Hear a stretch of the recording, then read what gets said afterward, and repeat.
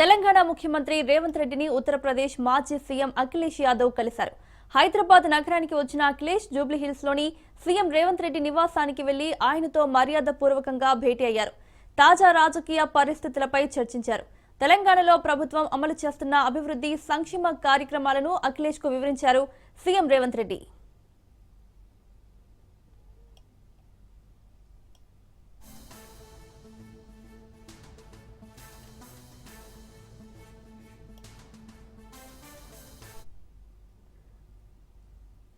Germany భారతదేశం మధ్య సుదీర్ఘ కాలంగా స్నేహబంధం కొనసాగుతోందని డిప్యూటీ సీఎం భట్టి విక్రమార్క అన్నారు. రాబోయే రోజుల్లో ఈ బంధం మరింత పటిష్టంగా ముందుకు సాగాలని ఆశిస్తున్నట్టు తెలిపారు.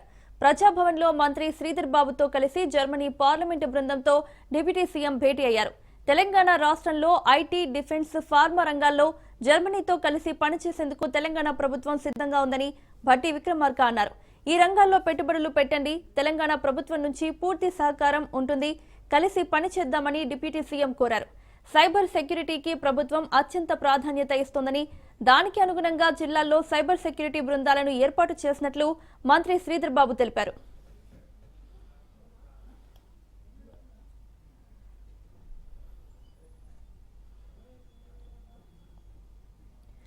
ప్రజాప్రభుత్వం అందిస్తున్న సంక్షేమ పథకాలు బాగున్నందుకే పంచాయతీ ఎన్నికల్లో కాంగ్రెస్ ను దీవించారని పీసీసీ చీఫ్ మహేష్ కుమార్ గౌడ్ అన్నారు. మొదటి విడత పంచాయతీ ఎన్నికల్లో 65% పైగా కాంగ్రెస్ మద్దతుదారులు గెలిచారని, ఇదే ఉత్సాహంతో రెండో, మూడో విడతల్లోనూ మెరుగైన ఫలితాలు సాధిస్తామని మహేష్ గౌడ్ ఆశాభావం వ్యక్తం చేశారు.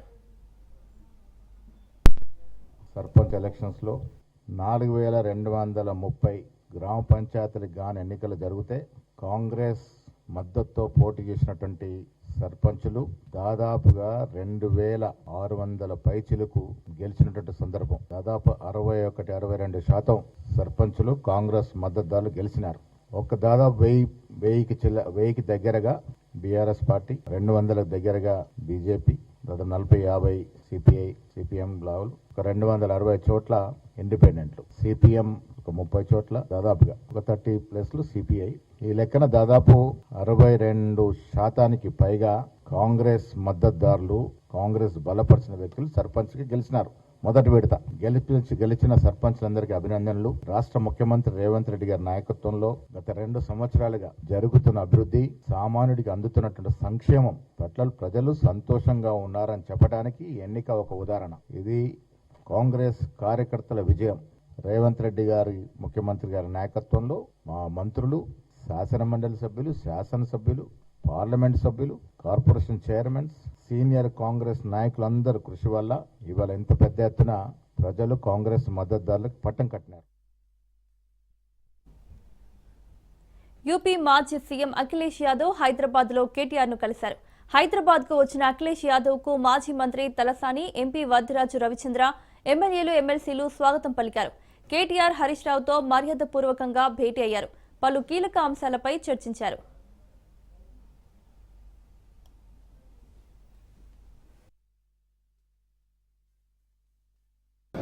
ఉత్తరప్రదేశ్ మాజీ ముఖ్యమంత్రి, అదేవిధంగా చాలా కాలంగా పెద్దలు కేసీఆర్ గారితో ఆనాడు మనం ప్రభుత్వంలో ఇక్కడ ఉన్నప్పుడు సన్నిహితంగా మెదలడమే కాకుండా ఎన్నో సందర్భాల్లో తన అభిప్రాయాలు పంచుకుని దేశం గురించి కూడా ఏ రకంగా మనం కలిసి ముందుకెళ్లాలి ఎన్నో సందర్భాల్లో సంప్రదించి మాతో కలిసి నడిచిన పెద్దలు శ్రీ అఖిలేష్ యాదవ్ గారు ఈరోజు హైదరాబాద్కు వచ్చారు. వచ్చినప్పుడు వారు పెద్దలు కేసీఆర్ గారిని నేను కలవాలి, తప్పకుండా వారి ఆశీర్వాదం తీసుకోవాలి అని సంప్రదించినప్పుడు కేసీఆర్ గారు తప్పకుండా మళ్ళీ తొందరలో కలుసుకుందాం, మరి ఈసారి మా పార్టీ నాయకులు అందరూ కూడా మీకు స్వాగతం చెప్తారు అంటే, వారు స్వయంగా నాకు స్వాగతం చెప్పడం కాదు, నేనే వస్తాను మీ దగ్గరికి అని చెప్పి వాళ్ళ ఇక్కడ కేసీఆర్ గారి ఇంటికి వచ్చి మా ఆతిథ్యాన్ని స్వీకరించి మరి మాతో ఇక్కడ కొంతకాలం గడిపినందుకు వారికి స్వాగతం తెలుపుతూ, ధన్యవాదాలు తెలుపుతూ, అఖిలేష్ యాదవ్ గారు ఈరోజు ఏ రకంగానైతే మరి శాసనసభకు జరిగిన ఎన్నికల్లో అధికారం కోల్పోయిన తర్వాత కూడా 37 మంది ఎంపీలను వారు గెలిపించుకొని తిరిగి 3వ అతిపెద్ద పార్టీగా లోక్సభలో ఇవాళ అవతరించారు. అదే స్ఫూర్తితో తప్పకుండా భారత రాష్ట్ర సమితి కూడా భవిష్యత్తులో కొనసాగుతుంది. मैं धन्यवाद देता हूं अपने नौजवान साथी केटीआर जी का, और इनसे मिलकर के अपनापन लगता है। मैं हैदराबाद जब भी आता था मिला में, और इनके साथियों ने, पार्टी के लोगों ने हमेशा स्वागत के साथ सम्मान किया। और राजनीति में तो उतार चढ़ाव रहते ही हैं। राजनीति में जनता कभी स्वीकार करती है, कभी जनता हमें मौका देती है कि हम फिर देखें चीज़ों को। मैं जो बातचीत में जो बात हम लोग बात कर रहे थे कि एक समय था कि हम लोग भी बहुत कम सीटें जीते थे, लेकिन जनता के बीच में रहे, उसी जनता ने हमारी मदद की और आज बीजेपी नंबर 2 पर है वहाँ। तो राजनीति का ये उतार चढ़ाव हम लोगों को देखते रहना चाहिए, और कब जनता आपके साथ खड़ी हो जाएगी ये पता ही नहीं लगता है। हमें उम्मीद है कि चीज़ें बदलेंगी, और जो देश को ज़रूरत है कि देश प्रोग्रेस के रास्ते पे जाए, एक विज़न के साथ जाए, डिवीज़न की पॉलिटिक्स ख़त्म हो, नेगेटिविटी ख़त्म हो पॉलिटिक्स में, पॉजिटिव बातें हों, पॉजिटिविटी आए, प्रोग्रेस की बातें हों। हम लोगों की कोशिश होगी कि उसी दिशा में हम लोग काम करते रहें। मैं आदरणीय केसीआर साहब से भी मैंने बात की है, और मैं बहुत जल्दी आकर के उनसे मिलूंगा। తెలంగాణ ప్రభుత్వం కీలక నిర్ణయం తీసుకుంది. పోలవరం నల్లమల సాగర్ ఇరిగేషన్ ప్రాజెక్టు విషయంలో ఏపీ ప్రభుత్వంపై సుప్రీంకోర్టులో అభ్యంతరాలు దాఖలు చేయాలని నిర్ణయించింది.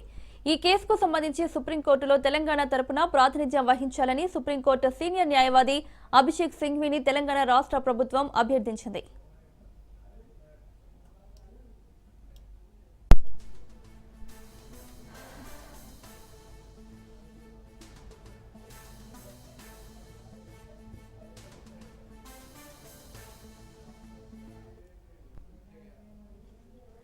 బీఆర్ఎస్ బీజేపీపై జడ్చర్ల ఎమ్మెల్యే అనిరుద్ రెడ్డి తీవ్ర విమర్శలు గుప్పించారు. పంచాయతీ ఎన్నికల్లో బీఆర్ఎస్ బీజేపీ మధ్య చీకటి ఒప్పందం చేసుకుందన్నారు. తన సొంతూరు రంగారెడ్డిగూడలో కాంగ్రెస్ ఓడిపోయిందని ప్రచారం చేస్తున్నారని, బీఆర్ఎస్ అభ్యర్థికి కేవలం 13 ఓట్లే వచ్చాయని వివరించారు. కాంగ్రెస్ సింగిల్ గా పోటీ చేసి 50% పంచాయతీలు గెలిచిందన్న అనిరుద్ రెడ్డి ఇప్పటికైనా కాంగ్రెస్ నేతలు ఒక్కతాటిపైకి రావాలన్నారు. 2, 3 విడత ఎన్నికల్లో సత్తా చాటాలన్నారు MLA Anirudh Reddy. BRS BJP మళ్ళీ మీ క్యాండిడేట్కి ఎన్ని ఓట్లు వచ్చినాయి? 13 ఓట్ల. బీఆర్ఎస్ క్యాండిడేట్కి రంగారెడ్డిగూడెంలో 13 ఓట్లే వచ్చినాయా? అని మీ ఓట్లు ఎక్కడ పోయినాయి? మన బీజేపీకి అన్ని ఓట్లు ఎక్కడి నుంచి వచ్చినాయి క్యాండిడేట్కి? అంటే కేవలం అనిరుద్ రెడ్డిని ఓడగొట్టాలని చెప్పి మీ బీఆర్ఎస్ వాళ్ళు బీజేపీ వాళ్ళు ఒక్కటై మీరు చేస్తారు. అయినా కానీ గెలిచిన ఆనందం నా గ్రామస్తుడే, ఓడిపోయిన సాయి నా గ్రామస్తుడే. మాకు లేని బాధ మీకు బయట మీకేం బాధ ఉంది? నేనేమైనా ఇంటింటికి పోయి నేను ప్రచారం చేసినానా? ఎవరైనా గెలవండి, మంచోళ్ళని గెలిపించండి అని చెప్పడం జరిగింది. ఇది సింబల్ లేని, అంటే పార్టీ సింబల్ లేని ఎలక్షన్స్. ఇది ఇండివిజువాలిటీ పైన ఉంటుంది. అంటే ఎవరు ఇండివిజువల్ క్యాండిడేట్ ఎవరు మంచిగా ఉంటుంది అనేది దానిపైన ఉంటుంది. ఇదేం చేయి గుర్తు, అక్కడ కారు గుర్తు కాదు. 13 ఓట్లు వచ్చిన బీఆర్ఎస్ వాళ్ళు మీరు తలకాయలు ఎక్కడ పెట్టుకుంటారు? మీరా దాని గురించి మాట్లాడేది. మళ్ళా రాజాపూర్లో మీకు క్యాండిడేట్ లేకపోయిండే, రాజాపూర్ హెడ్ క్వార్టర్సా మీ బీఆర్ఎస్ క్యాండిడేట్ ఎక్కడ పోయిండు? ఎవరు సపోర్ట్ చేస్తారు? అక్కడ నిలబడ్డ క్యాండిడేట్ 2 సార్లు ఓడిపోతే ఆయన సింపతి ఉన్నది. కామారెడ్డి జిల్లా జుక్కల్ ఎమ్మెల్యే తోట లక్ష్మీకాంతారావుకు షాక్ తగిలింది. ఎమ్మెల్యే లక్ష్మీకాంతారావును యువకులు అడ్డుకున్నారు. ఎమ్మెల్యేకు యువకులకు మధ్య వాగ్వాదం చోటు చేసుకుంది. ఎమ్మెల్యే లక్ష్మీకాంతారావు ఎలక్షన్ ప్రచారంలో పాల్గొన్నారు. గ్రామ దేవత వద్ద కొబ్బరికాయ కొట్టాలని గ్రామస్తులు కోరారు. దీంతో కొబ్బరికాయ కొట్టకుండా అక్కడి నుంచి ఎమ్మెల్యే వెళ్లిపోయారు.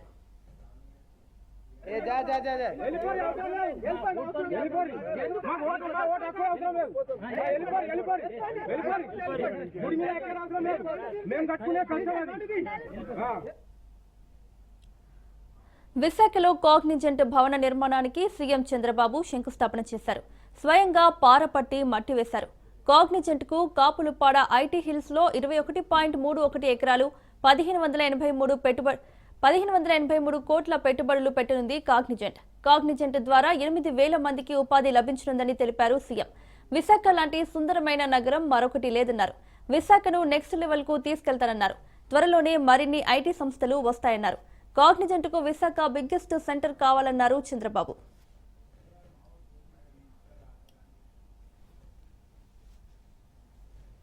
ఈ రోజు మనం చూసి 94లో ఈ కంపెనీ ఇన్ హౌస్ టెక్నాలజీ, ఆ రోజు the Dun Bradstreet corporation కి ఇన్ హౌస్ కంపెనీ.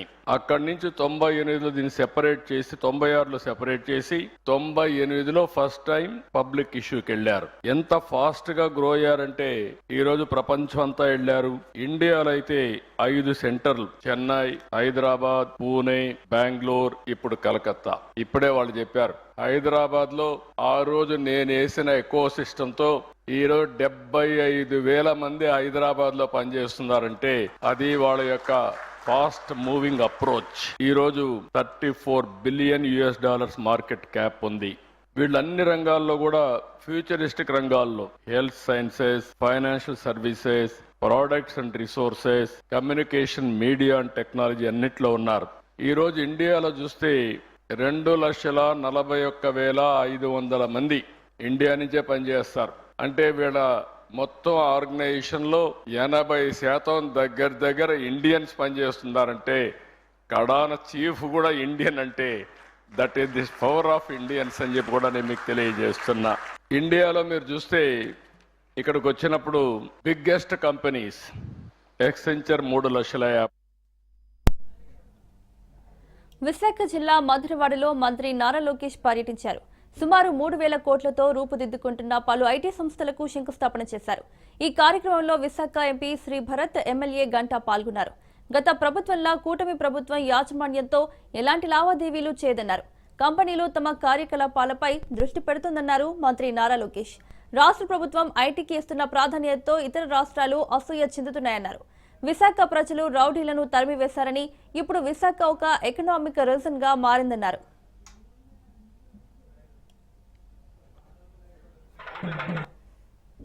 నాయుడు గారు did to Hyderabad. కథలు చెప్తారు, ఇట్లా చేసినారు, అట్లా చేసినారు. But what you see today, and you are a very lucky generation, what you see today, the same magic happening here in Andhra Pradesh and here in the great land of Visakhapatnam. As important as it is to bring a multinational, it is equally important for this government that we want to promote local entrepreneurs. So we push them hard, we give them tough deadlines, because end of the day they understand the land better, they understand the aspirations of Telugu people better, and they're here to support. We as a government mean only one thing, which is speed of doing business. Visakhapatnam is such a pure land, no second thoughts about it. We saw the way all of you supported us during Hudud. We will work together. Let's make this land proud. Visakhapatnam economic region. All of you know the Honorable Prime Minister has set a vision called Vikasit Bharat, which is 100 years of India's independence. The Prime Minister wants India to be a developed nation. Taking a sort of a chapter out of that book, we have created Swarnandhra Mission, which is 2047. Andhra Pradesh should be a $2.4 trillion economy. YCP పాలనలో Veligonda project పూర్తి కాకుండానే పూర్తి చేసినట్టు దగా చేశారని మంత్రి నిమ్మల రామనాయుడు అన్నారు. Project టన్నెల్లో 18 కిలోమీటర్లు లోపలికి ప్రయాణించి క్లిష్టమైన లైనింగ్ పనులు మంత్రి పరిశీలించారు. అనంతరం స్థానిక రైతులతో కలిసి ప్రాజెక్టు పనుల పురోగతిపై ఇరిగేషన్ శాఖ అధికారులు, ఏజెన్సీలతో సమీక్షించారు.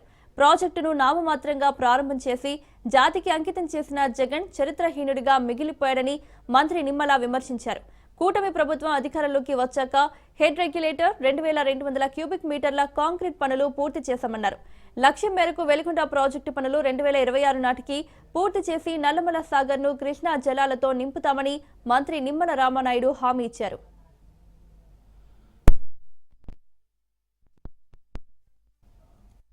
2,200 చేయడం జరిగింది. మిగిలిన బ్యాలెన్స్ పనులు వాల్స్ కానీ వింగ్స్ కానీ ఇవన్నీ కూడా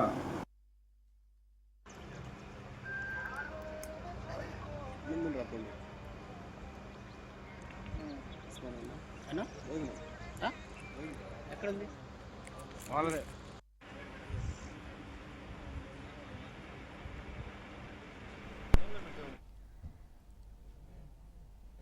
జనసేన అధినేత AP deputy CM Pawan Kalyan Delhi హైకోర్టును ఆశ్రయించారు.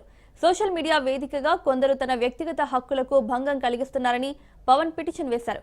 పవన్ పిటిషన్ను స్వీకరించిన ఢిల్లీ హైకోర్టు పవన్ వ్యక్తిగత హక్కుల ఉల్లంఘనపై వారం రోజుల్లో చర్యలు తీసుకోవాలని సోషల్ మీడియా సంస్థలకు హైకోర్టు ఆదేశాలిచ్చింది. అనంతరం తదుపరి విచారణను ఈ నెల 22కు వాయిదా వేసింది.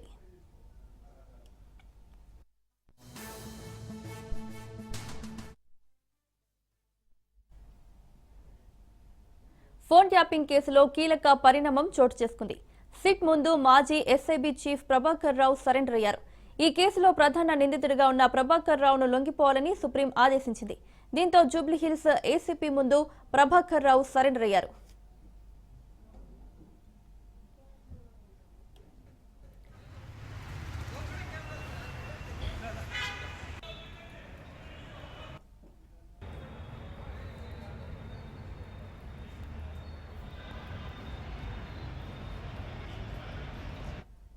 చింతూరు ఘాట్ రోడ్ వద్ద ప్రైవేట్ బస్ బోల్తా పడ్డ ఘటనలో 9 మంది మృతి చెందారు.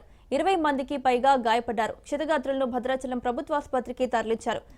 ఆసుపత్రిలో చికిత్స పొందుతున్న వారిని హోంమంత్రి అనిత, మంత్రులు సంజయరాణి, రాంప్రసాద్ రెడ్డి పరామర్శించారు. ప్రమాదంపై ప్రధాని మోదీ దిగ్భ్రాంతి వ్యక్తం చేశారు. మృతుల కుటుంబాలకు రాష్ట్ర ప్రభుత్వం నుంచి 5 లక్షలు, కేంద్రం నుంచి 2 లక్షల రూపాయలు గాను, తీవ్రంగా గాయపడిన వారికి 2 లక్షలు, సెంట్రల్ నుంచి 50,000 రూపాయలు ఎక్స్గ్రేషియా ప్రకటించారు. సాయంత్రం 6 తర్వాత ఘాట్ రోడ్లో ప్యాసింజర్ వాహనాలను అనుమతి ఇవ్వకుండా తగిన జాగ్రత్తలు తీసుకుంటామని హోంమంత్రి అనిత తెలిపారు.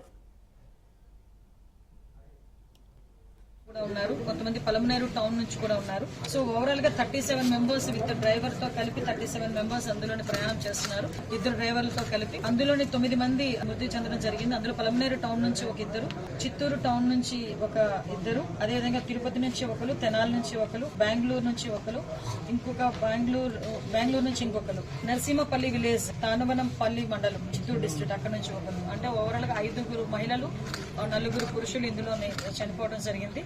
చాలా మంది అక్కడ క్షతగాత్రులను చూస్తే కనుక నిజంగా చాలా బాధ అనిపించింది. వాళ్ళు చెప్తున్నారు ఎర్లీ మార్నింగ్ 4:35 ఆ టైంలో మేము అందరం పడుకుని ఉన్నాము. పెద్ద మాకు ఆ టైంకి సిగ్నల్ కూడా లేదు. ఆ నియర్ బై వచ్చిన వాళ్ళందరూ కూడా మమ్మల్ని చూసి డిపార్ట్మెంట్ వాళ్ళందరికీ కూడా ఇన్ఫార్మ్ చేయడం వల్ల ఆ పోలీస్ డిపార్ట్మెంట్ వాళ్ళు అందరూ కూడా నియర్ బై అందరూ వచ్చి ఇమీడియట్ గా మమ్మల్ని అందరినీ కూడా హాస్పిటల్ షిఫ్ట్ చేశారని చెప్పారు. ఇప్పుడు ఇమీడియట్ గా వచ్చి రెస్క్యూ ఆపరేషన్స్ చేసి యాజ్ వెల్ యాజ్ పాసిబుల్ ఇక్కడ చిత్తూరు హాస్పిటల్ కూడా క్షతగాత్రులందరినీ కూడా ఇక్కడ తీసుకురా. ఈ రోజు పొద్దున్నే జరిగిన ఈ సంఘటన చాలా బాధాకరం. ఈ సంఘటన జరిగిన పిమ్మటే గౌరవ ముఖ్యమంత్రి గారు అలాగే మా మంత్రివర్యులు నారా లోకేష్ గారు స్పందించడం జరిగింది. స్థానిక కలెక్టర్ గారు అలాగే స్థానిక శాసనసభ్యులు కూడా పొద్దున్నే ఇక్కడికి రావడం, ఇక్కడ ఎవరైతే క్షతగాత్రులు ఉంటారో వాళ్ళకు మెరుగైన చికిత్స అందించడం జరుగుతూ ఉంది. ముఖ్యంగా రాష్ట్ర వ్యాప్తంగా ఈ రోడ్డు సేఫ్టీ గురించి ముఖ్యమంత్రి గారు కూడా కర్నూలు సంఘటన తర్వాత తీవ్రంగా స్పందించడం, ఎక్కడికెక్కడ అధికారులు కూడా క్లియర్ ఇన్స్ట్రక్షన్స్ ఇవ్వడం జరిగింది. ఇలాంటి ప్రమాదాలు రిపీట్ కాకూడదు. ఎవరైతే ప్రజలు అలాగే తీర్థయాత్రలకు పోయేటప్పుడే ఎలా ఎక్కువ ఈ సంఘటనలు జరుగుతూ ఉన్నాయి. ఈ రోజు ఈ సంఘటన విషయానికి వస్తే ఇది టూరిస్ట్ కి సంబంధించిన బస్సు అండి. మీ అందరికీ తెలుసు టూరిస్ట్ బస్సులు అంటే రెగ్యులర్ గా ఫ్లై అయ్యే బస్సులు కావు ఇవి. ఇక్కడికి వచ్చే డ్రైవర్లు కూడా ఎప్పుడో ఒకసారి ఈ ప్రాంతాలు 37 మంది ప్రయాణిస్తున్నటువంటి ఒక ప్రైవేట్ బస్సులో 5 మంది ప్రయాణికులు, 2 డ్రైవర్లు. ఎర్లీ మార్నింగ్ 3 o'clock సమయంలో బస్సు ఎక్కిన తర్వాత పూర్తిగా రివర్స్గా పడిపోయింది. పూర్తిగా తిరిగి పడింది. మీరు కూడా చూశారు. దానివల్ల 37 మంది కూడా బస్సులు అలా ఉండిపోవడం జరిగింది. అక్కడికక్కడే 9 మంది చనిపోవడం చాలా బాధాకరం. మిగిలిన వాళ్ళందరినీ కూడా తొందరగానే రెస్క్యూ చేసి తీసుకుని హాస్పిటల్లో జాయిన్ చేశాం. అయితే 28 మంది ప్రజెంట్ హాస్పిటల్లో చికిత్స పొందుతున్నారు. మహబూబాబాద్ జిల్లాలో ఓడిన సర్పంచ్ అభ్యర్థుల ఆవేదన అంతా ఇంత కాదు. తాము పంచిన డబ్బులు తిరిగి ఇచ్చేయాలని డిమాండ్ చేస్తున్నారు ఓడిపోయిన సర్పంచ్ అభ్యర్థులు. మహబూబాబాద్ జిల్లా సోమ్లా తండాలో సర్పంచ్కు పోటీ చేసి ఓడిపోయాడు అభ్యర్థి. అయితే ఇంటింటికి తిరుగుతూ తమకు ఓటు వేశారా లేదా ప్రమాణం చేయాలంటున్నారు. ప్రమాణం చేయాలని, లేకపోతే తమ డబ్బులు తమకు ఇచ్చేయండి ఓటర్లతో వాగ్వాదానికి దిగుతున్నారు.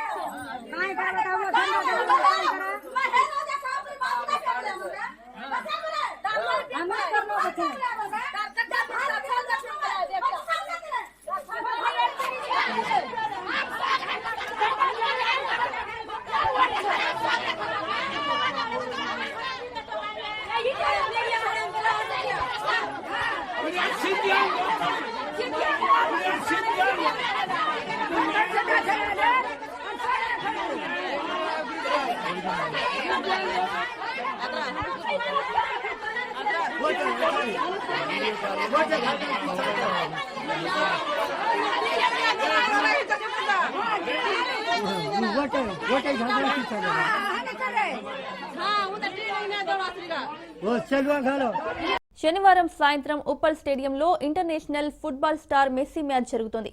మెస్సీతో సీఎం రేవంత్ రెడ్డి తలపడనుండడంతో ఈ మ్యాచ్ పై హై ఎక్స్పెక్టేషన్స్ ఉన్నాయి.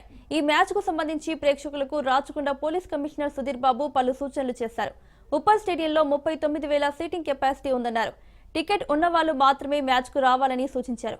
గంట ముందుగా వచ్చి కూర్చోవాలని చెప్పారు. ట్రాఫిక్ ఇబ్బందుల దృష్ట్యా మ్యాచ్ కు వచ్చే ప్రేక్షకులు సొంత వాహనాల్లో రావద్దని, పబ్లిక్ ట్రాన్స్పోర్ట్ వినియోగించాలని కోరారు. CM Revanth Messi match full match కేవలం కొన్ని నిమిషాలు మాత్రమే ఉంటుందన్నారు.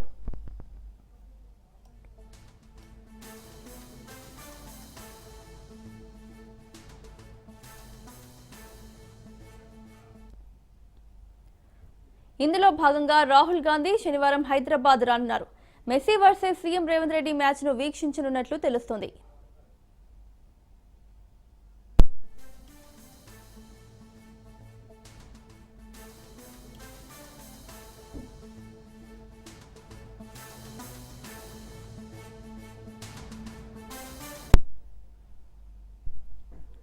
విమానయాన రంగంలో టికెట్ ఛార్జీల పెరుగుదలపై కేంద్ర మంత్రి రామ్మోహన్ నాయుడు కీలక ప్రకటన చేశారు.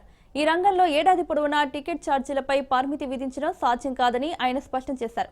పండుగల సీజన్లో మాత్రం టికెట్ ధరలు పెరగడం సహజమేనన్నారు. అలాగని ఆయా సంస్థలు ఇష్టం వచ్చినట్లు ధరలు పెంచుకుంటే ప్రభుత్వం చూస్తూ ఊరుకోదని స్పష్టం చేశారు.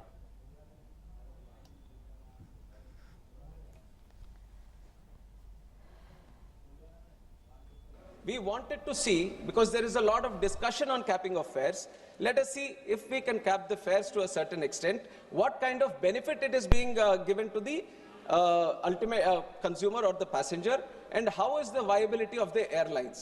So this special initiative that we have done, which is Fares Se Fursat, which is a pilot project for 3 months, Alliance Air, more than 54 routes it is operating in the country. We have selected certain 25 routes where the demand is good, some where the viability not be good. So 25 routes across the country, both Northeast, South India, northern part of India, West, East. We have taken up all operations, 25 routes we have earmarked. And in these 25 routes, we have fixed up the fare for that route.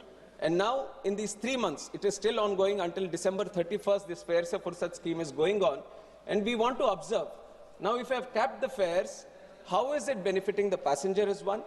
Because there are many other things which are involved. This is a not single way solution that you are observing that the fares are up and you cap the fares or you make them limited to a certain extent and the ultimate benefit is going to the passenger, because it is not just that one travel for that passenger. There is a sector here. There is the viability of the airlines. There is an airport that is operating. There are multiple levels in civil aviation for the passenger to go from point A to come out at point B. There are multiple different sectors which are continuously like a symphony working in tandem so that the passenger can go from one place to other, and it is important for దేశవ్యాప్తంగా 2027లో నిర్వహించనున్న జనగణనకు నిధుల కేటాయింపునకు కేంద్ర మంత్రి మండలి ఆమోదం తెలిపింది. Census కు 11,718 కోట్ల రూపాయలు కేటాయిస్తూ మంత్రి మండలి నిర్ణయం తీసుకుంది. 2027 ఫిబ్రవరి నుంచి తొలిసారి డిజిటల్ జనగణన నిర్వహించనున్నట్లు కేంద్ర మంత్రి అశ్విని వైష్ణవ్ తెలిపారు. 2 విడతల్లో జనగణనతో పాటు కులగణన చేయనున్నట్లు చెప్పారు.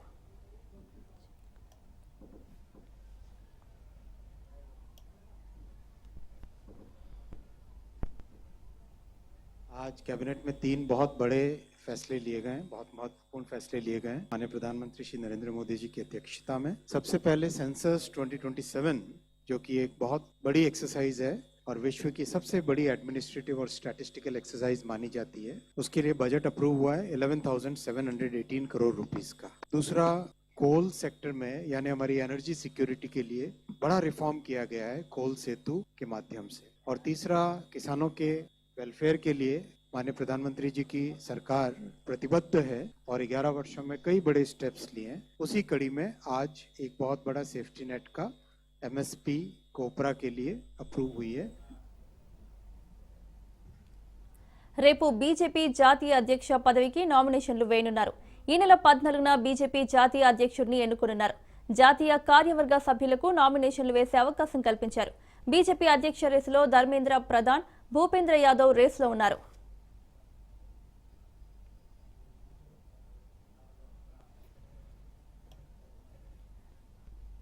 కాంగ్రెస్ సీనియర్ నేత కేంద్ర మాజీ హోంమంత్రి శివరాజ్ పాటిల్ కన్నుమూశారు. వృద్ధాప్య సంబంధిత అనారోగ్యంతో బాధపడుతున్న పాటిల్ ఉదయం మహారాష్ట్రలోని లాతూర్లో తుదిశ్వాస విడిచారు. ఆయన మృతి పట్ల కాంగ్రెస్ పార్టీ శ్రేణులు, పలువురు రాజకీయ నాయకులు సంతాపం వ్యక్తం చేశారు. మహారాష్ట్రలోని మరట్వాడ ప్రాంతానికి చెందిన శివరాజ్ పాటిల్ లాతూర్ రాజకీయాలపై చెరగని ముద్ర వేశారు. ఆయన 1980 నుండి 2004 వరకు సుదీర్ఘంగా 7 సార్లు వరుసగా లాతూర్ లోక్సభ నియోజకవర్గానికి ప్రాతినిధ్యం వహించారు. 1972, 1978లో లాతూర్ అసెంబ్లీ నియోజకవర్గం నుండి కూడా ఆయన విజయం సాధించారు. తన సుదీర్ఘ రాజకీయ జీవితంలో ఆయన అనేక ప్రతిష్టాత్మక పదవులను నిర్వహించారు.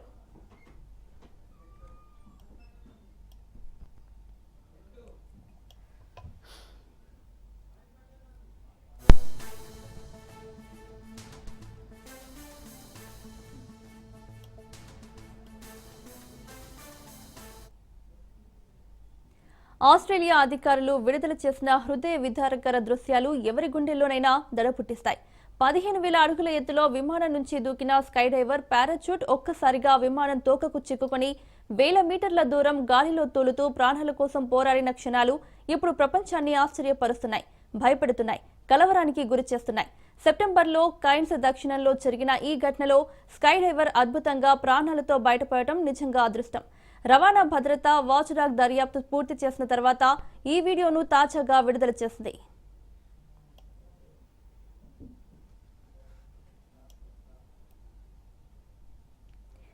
దేశీయ స్టాక్ మార్కెట్లు వరుసగా రెండో రోజు లాభాలతో ముగిశాయి. అంతర్జాతీయ మార్కెట్ల సానుకూల సంకేతాలు, ముఖ్యంగా మెటల్ స్టాక్స్ లో భారీ కొనుగోళ్ల మద్దతుతో సూచీలు లాభపడ్డాయి.